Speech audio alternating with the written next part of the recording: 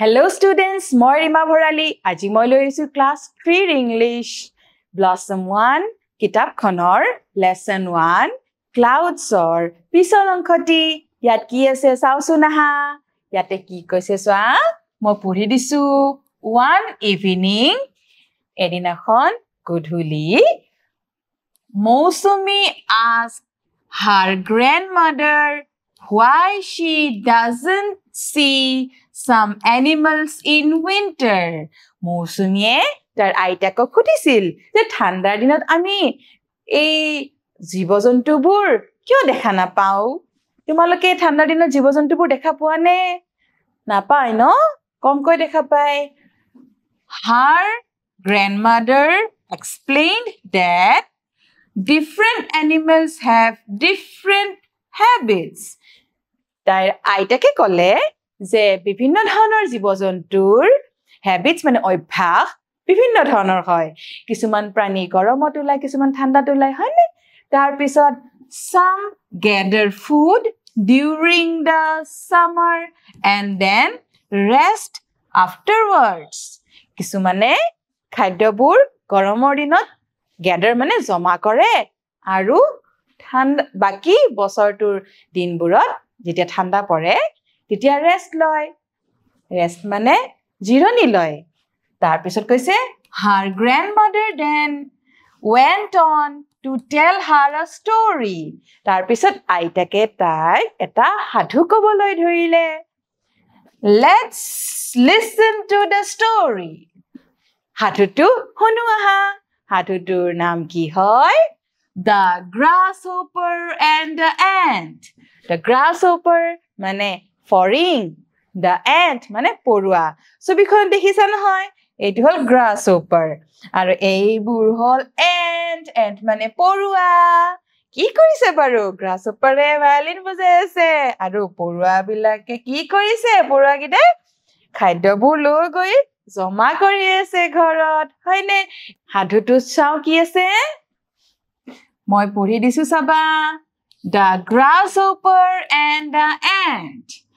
ফৰিং আৰু পৰুৱা It was summer ya গৰমৰ দিন আছিল A grasshopper was singing and dancing in the warm sunshine এটা ফৰিঙে গৰমৰ ৰ'দৰ পোহৰত warm মানে গৰম sunshine মানে ৰ'দৰ পোহৰৰ কথা কৈছে গৰমত ৰ'দৰ পোহৰত singing গান গাই আছিল dancing নাচি আছিল তোমালোকে দেখিছা নহয় ছবিখনত তেতিয়া ভায়োলিন বজাই আছিল এইখনত চোৱা ভায়োলিন বজাই আছে হয়নে গতিকে ফৰিঙে এইদৰে আছিল He did not work He কাম কৰা নাছিল work মানে কাম He made fun of the ants who worked day and night আৰু এই যে পৰুৱাবোৰে কাম কৰি আছিল এই পৰুৱাবিলাক হাঁহিছিল এই তোমালোকে কাম কৰি আছা এই বুলি হাঁহিছিলে তাৰ পিছত পৰুৱাবোৰে কেতিয়া কৰিছিল কাম day and night দিনতো কাম কৰিছিল ৰাতিও কাম কৰিছিল মানে দিনে ৰাতিয়ে কাম কৰি আছিল আৰু grasshopperে হাঁহিছিল The ants were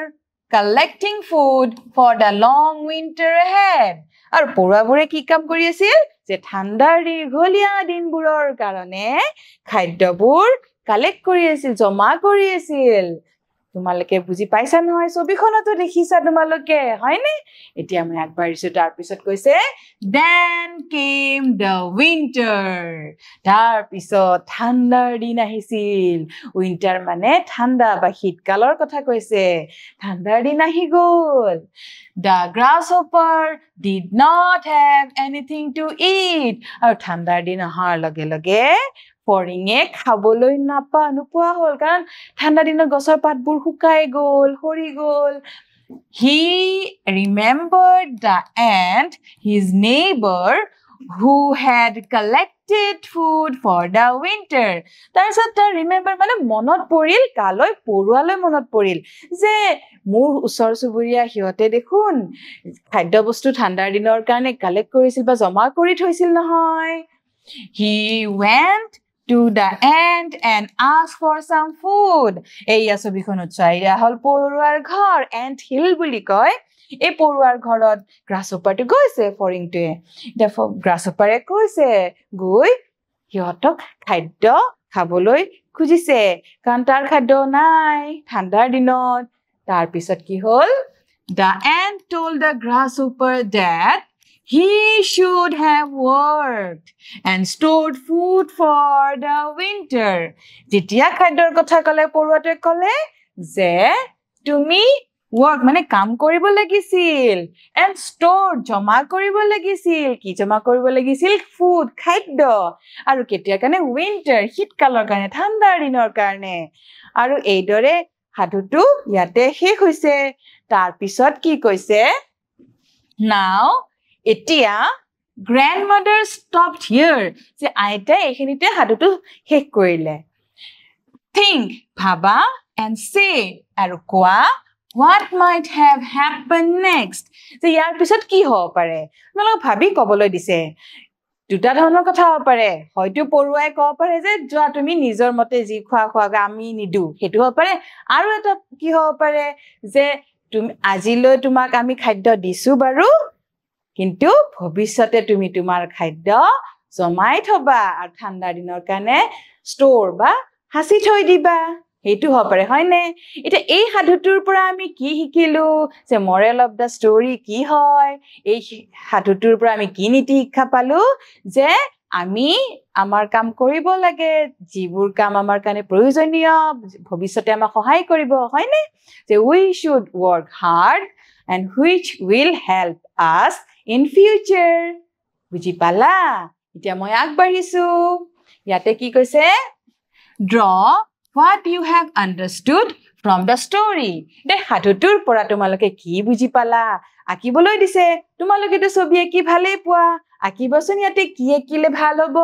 যি বুজি পাইছা হেতু আকি দিবা ঠিক আছে মই আগবাঢ়িছো তাৰ পিছত ইয়াতে কি কৈছে let's see the words শব্দবোৰ কওঁ আহা মই পঢ়ি দিছো তোমালোকে মোৰ লগত কৈ যাবা দেই ইয়াতে AU ৰে আৰম্ভ হৈছে O AUDIO audio AUCTION auction AUDIENCE audience AUTUMN autumn AUGUST August AUTHOR author এতিয়া মই আৰু পঢ়িছো বা audio auction audience autumn August author এইদৰে তোমালোকে পঢ়িবলৈ চেষ্টা কৰিবা দেই মই আগবাঢ়িছো ইয়াৰ পিছত কি আছে বাবা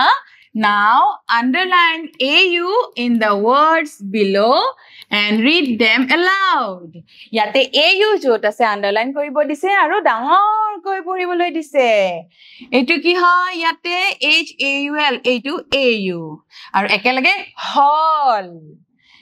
Yate CAUSE etu AU. Aru ki etu shobdo tu hol cause. আৰু ইয়াতে আছে PAUSE এটো হল AU আন্ডাৰলাইন কৰিম আৰু একেলগে এটো শব্দ হল pause হল cause pause তোমালোকে পঢ়িবা এইদৰে ঠিক আছে তাৰ পিছত চোৱা কি আছে Who was singing and dancing in the warm sunshine এই যে গৰমৰ দিনত ৰ'দৰ পোহৰত কোনে গান গাই আছিল আৰু নাচি আছিল Option A ant, option B grasshopper. আমি কি পাইছিলো grasshopper. মনত পৰিছে ন? তাৰ পিছত চাওচোন কি আছে? Circle the word which has AU. যে ইয়াৰে শব্দ কিটাৰ যত AU আছে সেইটো শব্দ circle কৰিবা। এটা কি আছে BOAT boat, AUDIO audio, CAT cat, PLATE plate. এটা AU ক'ত পালো আমি ইয়াতে। AUDIO audio গতিকে এটো সার্কেল কৰি দিলো ভাল লাগিছে তোমালকে ভালদৰে পঢ়িবা আজিলৈ এৰিছো ধন্যবাদ